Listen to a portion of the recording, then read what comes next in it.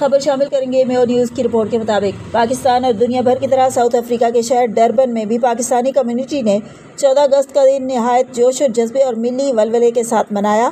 اس موقع پر پاکستان کا 78واں یوم آزادی مناتے ہوئے پاکستانیوں نے دیار غیر میں اپنے وطن سے محبت اور وابستگی کا بھرپور اظہار کیا۔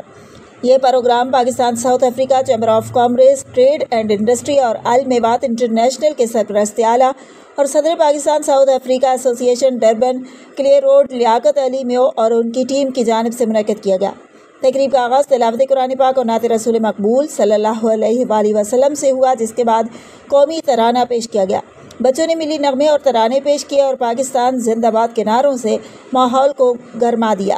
شرکاء نے بچوں کی حوصلہ افزائی کے لیے پرجوش تالیاں بجائیں اور نعرے لگائے۔ تقریب میں پاکستان زندہ باد اور پاک فوج پائندہ باد کے فلک شگاف نعرے گونجتے رہے۔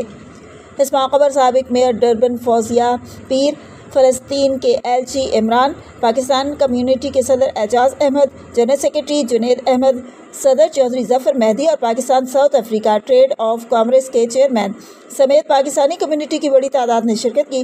شرکاء نے اپنی بھرپور موجودگی سے اپنے وطن سے محبت اور حب الوطنی کا عملی ثبوت پیش کیا۔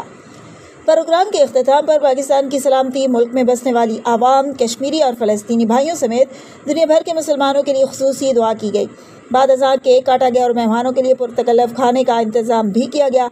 تقریب کے آخر میں المیوات کے سرپرست اعلیٰ لیاقت علی میو اور ان کی ٹیم نے تمام مہمانوں کا شکریہ ادا کیا اور اپنی میواتی برادری کو اتحاد، باہمی تعاون اور تعلقات کو مزید مضبوط بنانے کی تلقین کی۔